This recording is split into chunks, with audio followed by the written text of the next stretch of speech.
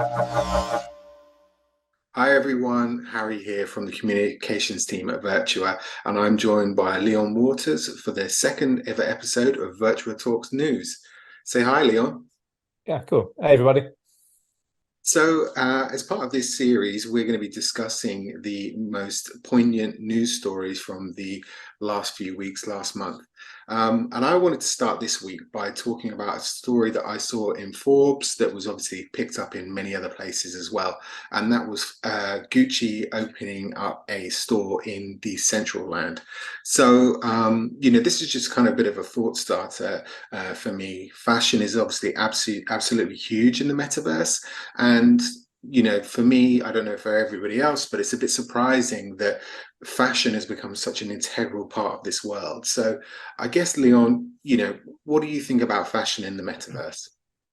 Well, yeah, I mean, like fashion is a really huge part of everybody's personal identity, and we all have some sort of personal style. And even if you're not like fashionable and you don't follow trends and things like that, you still have a personal style. So, how we kind of present ourselves visually is a really big part of who we are and how we kind of like appear in the world. So it makes sense that people within the metaverse would want to decide how they're going to actually look and how their avatar is going to look and what they're communicating in terms of their appearance as well.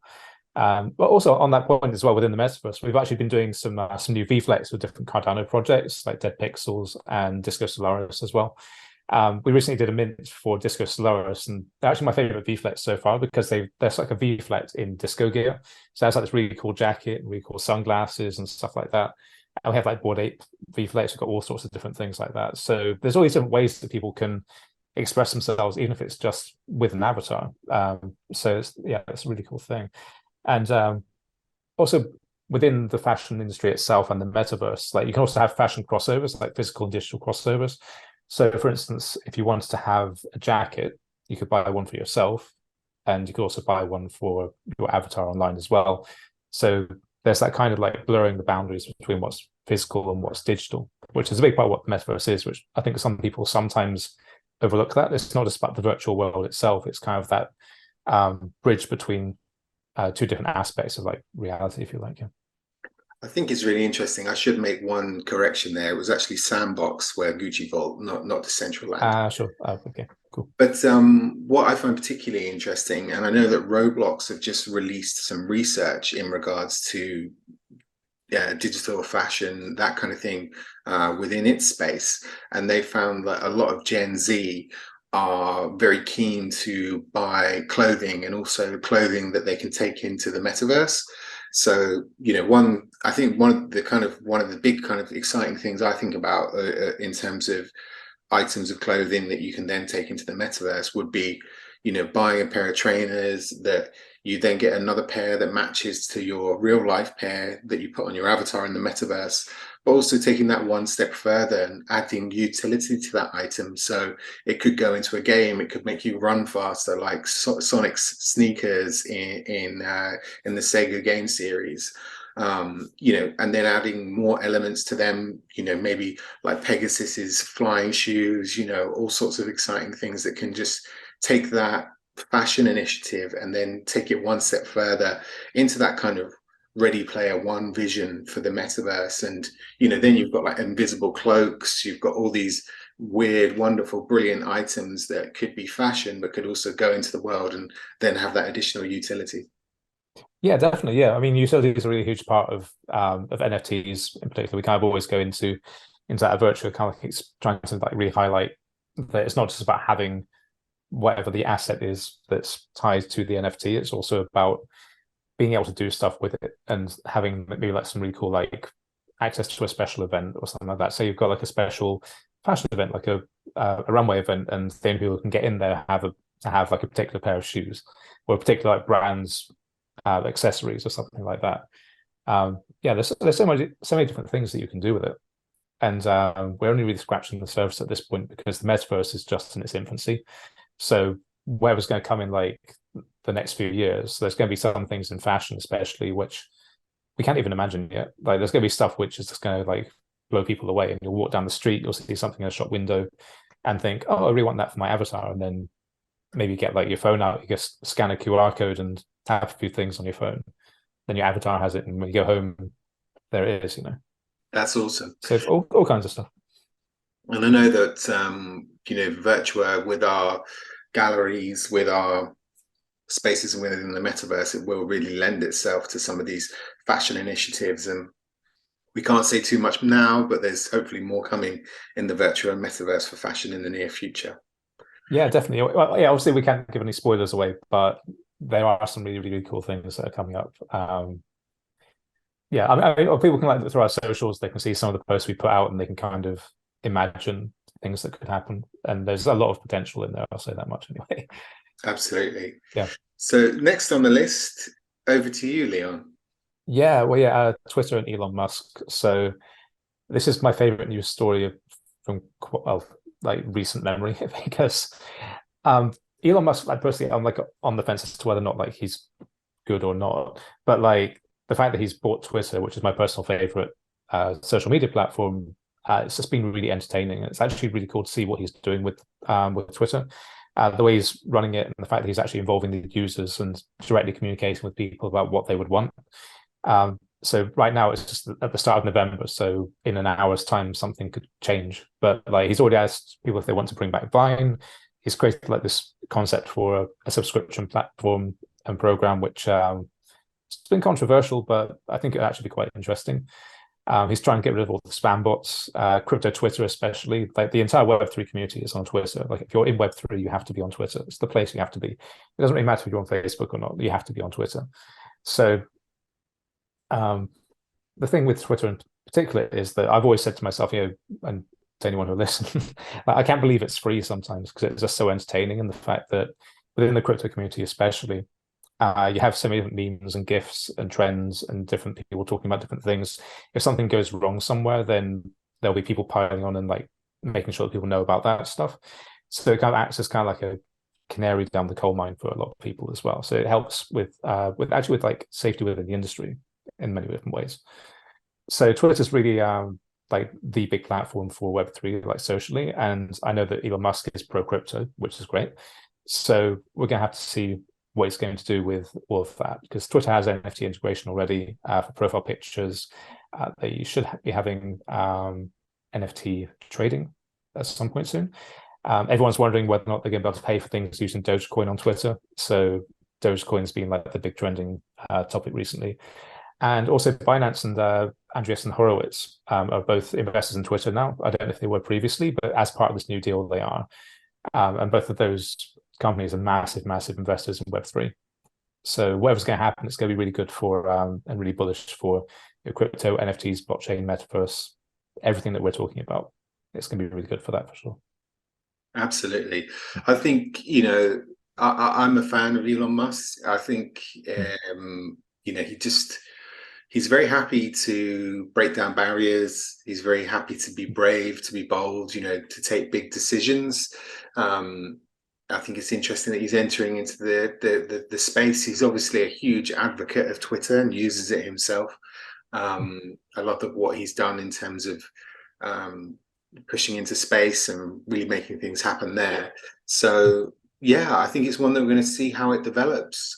He's obviously Web3 literate, and as you say, he's a huge fan of crypto. So I think it'd be great if they can get rid of all the bots as well in Twitter. I don't know how he's going to do that, but it's challenges. He's taken on some huge challenges in his career so far. So we'll see what he does with Twitter.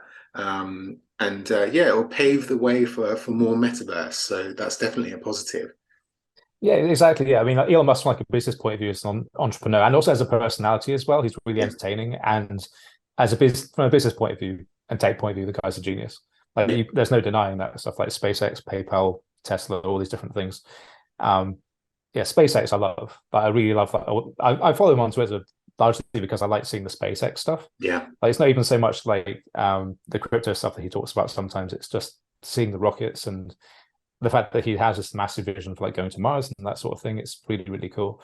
So I think he's a really interesting person to take over a social media platform, and especially the one which is Web3 centric. So I'm really looking forward to seeing what he's going to do with it. And he's a really good troll as well. Sometimes like you'll see him just like, playing with people, and it's like I saw, it's very, yeah, very entertaining. I'll say that much. Yeah. yeah, definitely. I mean, before we get too sidetracked as well, I think Mm. seeing Yeah. a rocket coming back and landing, I Oh yeah. didn't Yeah. think that would happen in my lifetime. So, you know, Yeah. it's making science fiction fact, and that's just absolutely amazing. Uh, Exactly. Yeah. Cool. So next, I've gathered to get together a couple of stories that I've spotted. Which the first one was Christie's have introduced an artist that is going to be launching their new platform for NFT sales. Her name is Diana Sinclair. Obviously, Christie's has had a huge part to play in the explosion of NFTs when they sold Bieber's artwork, the most expensive NFT of all time, the 69 million pound portrait or dollar portrait. So this story was picked up by Forbes. Another story that we spotted was, you know, Damien Hirst burning his art after selling the NFTs. And then finally, another story that was on the BBC. And a final story, Anthony Hopkins' artwork sell out in minutes. And that was picked up by the Defiant and many others. So Mm. the reason I kind of pulled these three stories out was to maybe to discuss for a few moments art's place in the NFT and metaverse space. Obviously, it was part of a huge boom, but it doesn't sound like it's going anywhere. Well, I think that yeah, it's definitely not going anywhere in the sense of like it's never going to leave leave kind of like the art industry and the whole like creative space in general. Definitely not, because the big thing with NFT art is that it really creates that kind of sense of value, that perception of value for digital art. Like I kind of said previously, within the music industry, within visual art, with any kind of like creative art which involves digital formats. For the last 20 years, it's pretty much, or 25 years even, has been like devalued because people can get it for free. Like you can just go online and you can like copy slash steal it in some way. So because of all of that, the technology that kind of enabled that stuff, people became used to taking these things for granted and just being able to get things like, you know, right click, save as, or torrent something or whatever it was. Whereas now, when something is an NFT, then you have that perception of the value of things. You have associated utility with it. You can take it into the metaverse. Blockchain-based metaverse are kind of like the obvious kind of choice for a metaverse format, because if you have a blockchain and NFT system associated with it, then that means that if you want to have something which to take into the metaverse, it has to be an NFT. It's not going to be something else, which is just something you can just copy paste into the metaverse. It'll be something which you need to have an NFT and own. So I think that kind of like, although like some people will say, oh, well, that's just kind of like trying to make money from it. The fact is that these things do come from somewhere. And for instance, with Diana Sinclair and Christie's and all these different and people and all these different things, like the fact is that they do need to make a living, and not every single artist is going to be people and sell the most expensive painting of all time, or NFT of all time. That's not going to happen for every single person. They still need to make a living and pay their bills. So yeah, I mean, digital art used to be taken for granted, and now people are willing to pay sometimes a lot of money for it, but at the very least, there's a financial value there. So it helps artists support themselves, make a living, and also they create more art as well, because like I was saying, these things don't come from just nowhere. They actually come from someone being creative, and if they can't pay their bills, they can't spend that time creating art. If they have to have a full-time job outside of their art, that's less time that they can actually spend creating things that people are going to enjoy. So that was one of the big things that I thought about with that. And with Damien Hirst, he makes a really good point with his collection, because he's saying that art can exist no matter which format you create it in. So you can have something which is a physical piece, and then you can digitize it, but it's still the same piece of art and it's still art. And as an NFT, you have that perception of value. Even if the original physical piece gets burnt, the NFT will still have value because it is that art. We did a similar thing with Nick Percival a while ago, actually, which is really cool, called Soul Stealer. That was one piece that sold. There's a digital version, which is the actual kind of like digital files and NFT, and also he burnt the original physical version of the painting, put it into a box, signed it. The box was really cool, and that was part of the NFT package as well. So we've done something kind of similar to that. But I like the idea that the idea that you can kind of like destroy a piece of art and it's still a piece of art because it's been digitized, and the kind of like the essence of that art and the actual fact that, yeah, the actual thing that was created is still in existence through digitization is really interesting. And with Anthony Hopkins as well, obviously he's had a big career, a really amazing career, and he's been really savvy about his how he's approached his art. But the Eternal Collection is quite interesting because he's from that older generation, which stereotypically is not so willing to kind of experiment and explore new technologies, and he's actually willing to do that. So I think that's really cool. He's very far away in terms of like age range from the average kind of like Gen Z, TikTok, Instagram, Facebook, everything else user, and also very far like removed in terms of age from people who are using the metaverse, typically like Minecraft or Roblox or anything else. So it's really inspiring and really cool to see that he's willing to go and do that, and he's actually really made an effort to understand what's going on with it as well. His collection is very, very Web3, and it's really, really cool. So, yeah. Absolutely, I think what would be interesting, just the thought of somebody owning an Anthony Hopkins and owning a Damien Hirst and saying, "Come to my virtual space, chill out in my virtual area, and check out my original artworks by Anthony Hopkins and Damien Hirst." I mean, I would be like, "That's very cool." Yeah. I think as well, you touched on a point there that is going to be fascinating about the Damien Hirst project in particular, because it's happened at this particular moment. What's going to go up in value? What's going to go down in value? Because you've got almost half of the people that bought the paintings took the original, and the other half took the digital versions. And how will their perception of their piece of artwork develop as they own it? When you've got it in your wall in your kitchen, that's great now, but in 10 years time, when you go to sell it, you've got to go to an art dealer, you might not sell it, you might keep it, but you'd have to take a physical version, you'd have to make sure it wasn't damaged, you have to keep it properly, you have to store it properly. Whereas your digital piece of art, you can sell it in an instant if you wanted to. And it'll be interesting to see how the value of the digital piece and the physical piece go up or down in the next kind of 10, 20 years.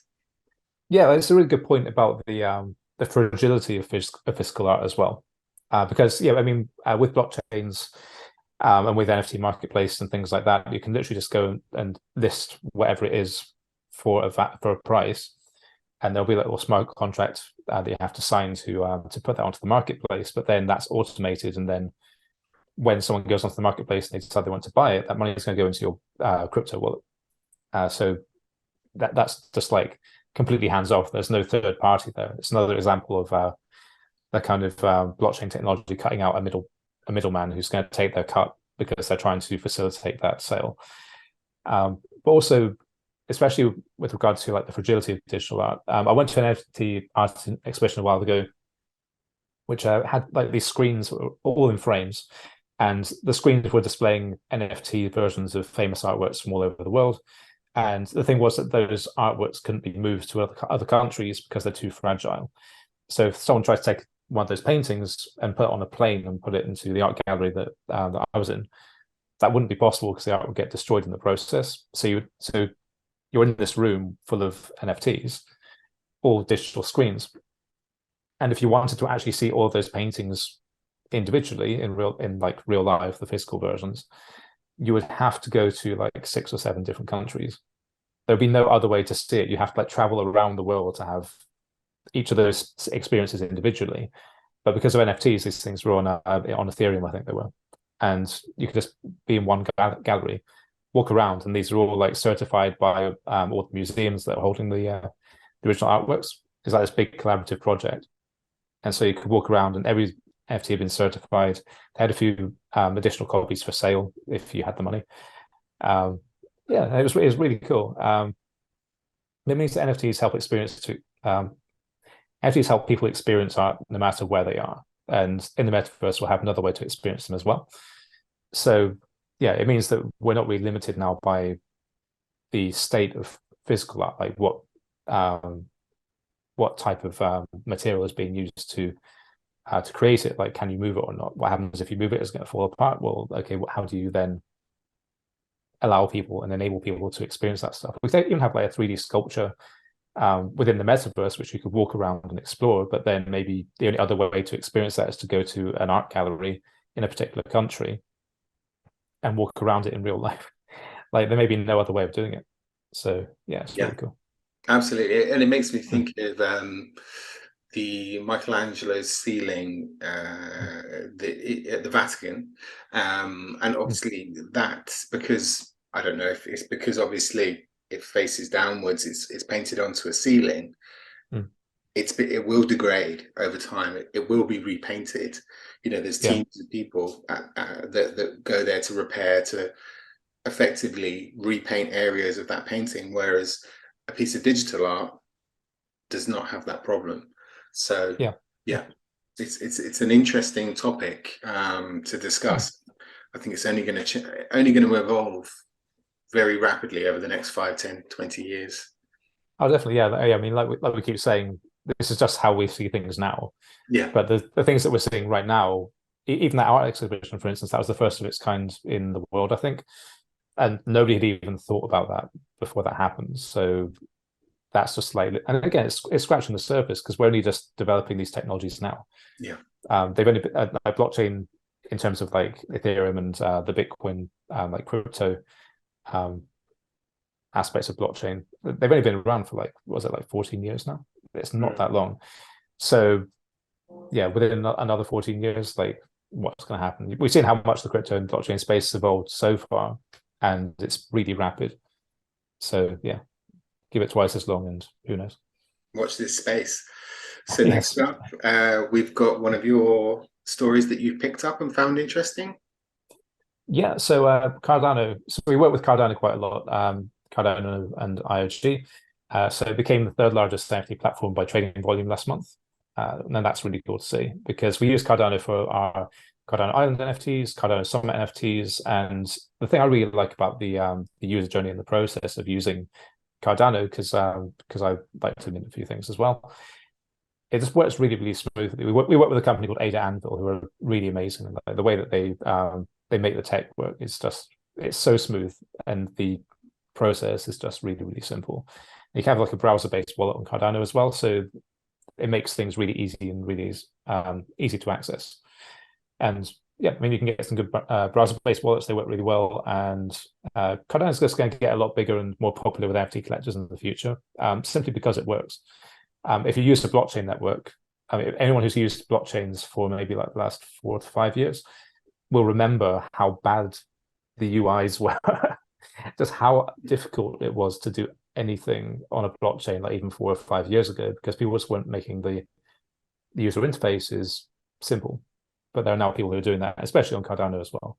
And Ada Anvil do a really great job of that. So yeah, I think it's going to become bigger in the future, and people just need to kind of like get out of the kind of bear market mindset a little bit and just be willing to try new things, because in the current market conditions, it's the best time really to experiment and try different things. You don't have to spend a lot of money. You don't have to even like spend money at all necessarily, but it's a really good time to kind of look around the space and see what's really interesting and see what you want to kind of get involved in, what you want to kind of try out.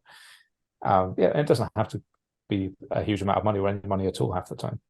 It's a really cool time right now to look around and see what's going on. Cardano is really definitely one of those things to look at. Absolutely, and I think, you know, I spotted the story as well, which originally, well, we've spotted it on Forbes here, but I think the impressive thing and the surprising thing is that Cardano as an NFT platform has kind of been underestimated. You know, we're obviously very close with their team, and Josh in particular, who looked after their NFT division. I've often seen them getting questions about what they're doing in the NFT space and whether Charles Hoskinson is a big fan, and they've always said he's absolutely a fan, and we're a fan. So, you know, in a short space of time, I think they've gone from maybe a bit of a sleeper cell, you know, a sleeper cell on the NFT space, to now getting the credibility and attention they deserve as a major player in that world. Yeah, definitely. I think that one of the things about the Web3 industry in general is that people often have their favorite projects. So they have particular coins that they want to buy or invest in, their particular projects that they discover and they get really like into a few projects, but then sometimes there's a little bit of animosity between different communities about like which one's better, X or Y. And I personally really like having more like a agnostic approach and just looking around and seeing what's going on and trying different things out. And the whole time I've tried Cardano, it's been really fantastic. It's been really really easy to use.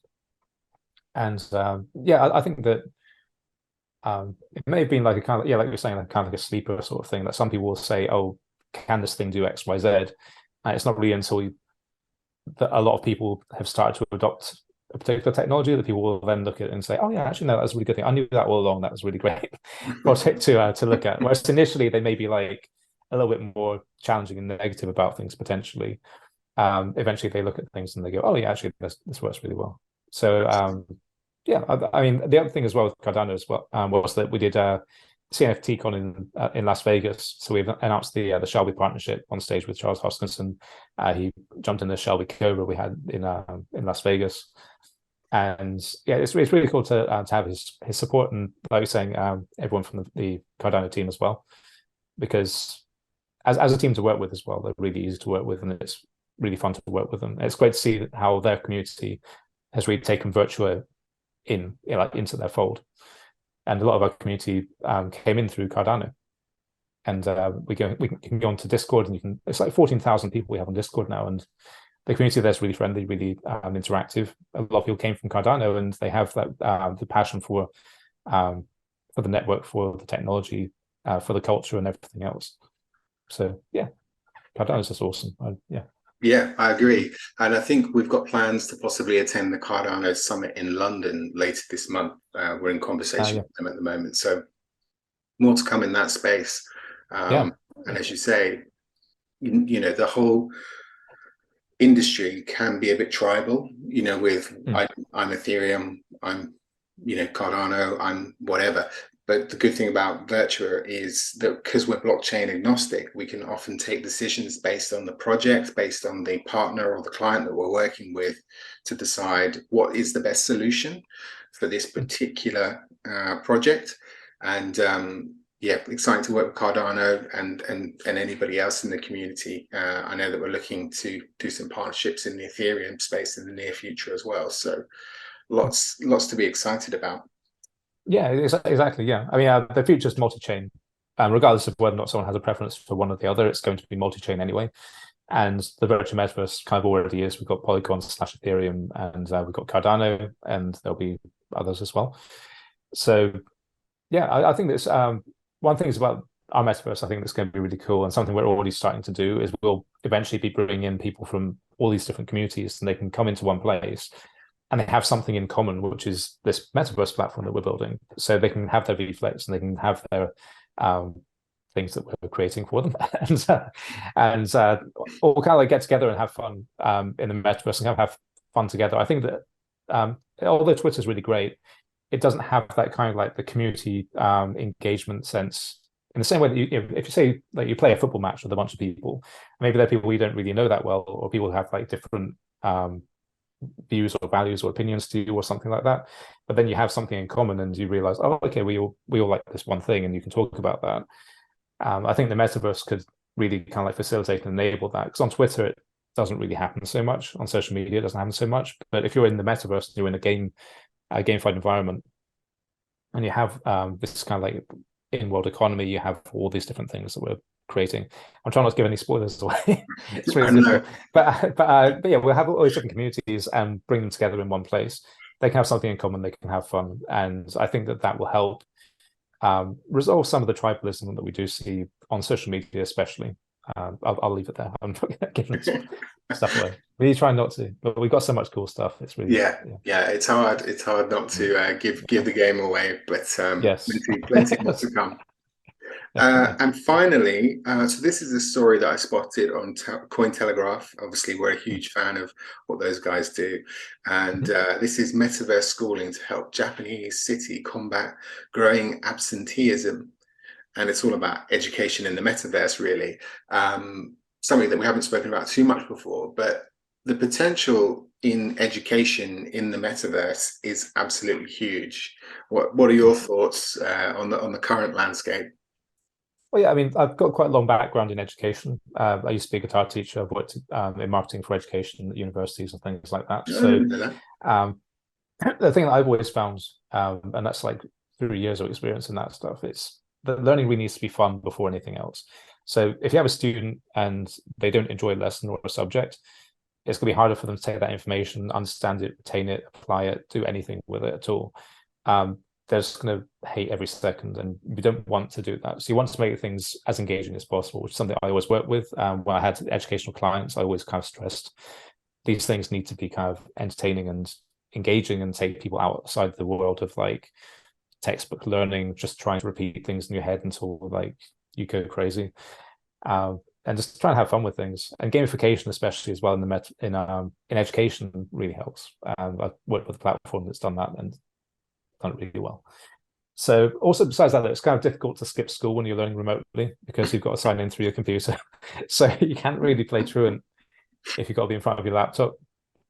So there's an easy way to monitor attendance. And if a family lives in a remote area, which I think was in that story, the metaverse can mean that they can access good education wherever they are and have it also be engaging and up to date with like the latest technology. So they're not just like in a remote place somewhere like stuck with.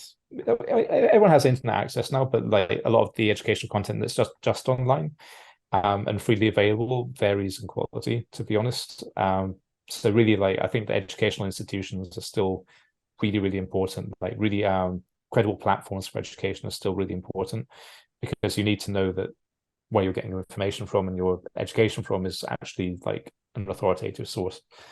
So the metaverse will kind of enable that, I think, because people will be able to actually like just have the experience and a more immersive experience of education, which is another way that people can check the quality of education. Like, what's the actual experience like for you? Like, do you actually enjoy being on this course, taking this lesson, taking this class, like doing X, Y, Z? Like, do you actually enjoy it? Do you take in the information, or are you just sitting there bored out of your mind, wishing it was over? And at the end, you can't remember anything. Like, people have a real problem with that. So the metaverse and engagement through that will really help, I think. And yeah, again, ways we haven't thought of within education, especially. I think that even if people aren't being educated within the metaverse, like within a platform, people will still need to learn about the metaverse as part of their education. People will need to learn how to use it. Within music education, which is my particular background, you can learn how to play an instrument, but playing in front of a live audience is a totally different thing that you have to do in that environment, in a physical environment. But then now we have online gigs and people are playing online a lot more, they're doing live streams, and you'll have the same thing in the metaverse too. And also from a marketing point of view, to build a career, you need to know how to use these different tools as well. So the metaverse will have to be an aspect of every educational curriculum, regardless of whether or not the actual lessons take place virtually or in VR or using any kind of technology, really. People will need to learn about these things anyway. Absolutely. I think what you touched on it before, previously, in terms of physical limitations and the physical boundaries, there aren't any in the metaverse. So a young person could be, or an older person could be based miles from school, or they could get themselves to the lesson, or they could have a physical disability that meant that they can't get into the room, but they can be there, they can feel that they're there. Also, if you are looking at a specialist subject, a very niche part of engineering or something like that, and they only do the lessons in Vienna, you can get there, you can be in the room, you can immerse yourself in the space. So that's an absolutely fascinating part of education within the metaverse. Another part that I was just thinking about while I was listening to what you were saying is different learning environments. So myself in particular, when I'm working, when I study, I like to listen to music. I find that it helps me concentrate, whereas other people get completely distracted by music. So it's not suitable for them. That's not the environment that they enjoy. But that's just the tip of the iceberg. Then you have people with different dyslexia is an example that just pops into my mind in terms of people needing different tools for them to be able to understand things. And I guess what I'm getting at is that we all learn differently. And if we can create unique individual environments for pupils within the metaverse, then that can only be a positive thing. Yeah, well, yeah, definitely. Yeah, I mean, dyslexia, dyspraxia, things like that. Things which kind of like create different challenges within educational environments could be adjusted for within metaverse environments for sure. There's a lot of different ways that you could do that actually, and it is something which you can't really do in a physical classroom or if in like a private studio room. You just can't really control that environment to the degree that you would have to really kind of like optimize things for different learning considerations. So yeah, that's definitely a really big thing. Absolutely.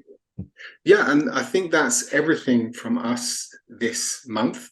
Got to give a shout out that we should probably change the name of this series to Men with Beards in Black T-shirts, talk about metaverse moves. Yeah, I know. Yeah, I get your point. And I promise we do not coordinate T-shirts and beards deliberately. This just seems to happen every time we come on, but I'm going to try and remember to wear a black T-shirt every time now. Yeah, all my t-shirts are black, so you'll see me in the same t-shirt every time, pretty much. The neckline will change, and that'll be it. Yeah. Well, thanks everyone for tuning in to Virtua Talks News. We look forward to hearing your comments. Let us know what you think, if there's any topics you'd like us to cover, and we'll see you next time. Cool. See you guys. Thanks, guys.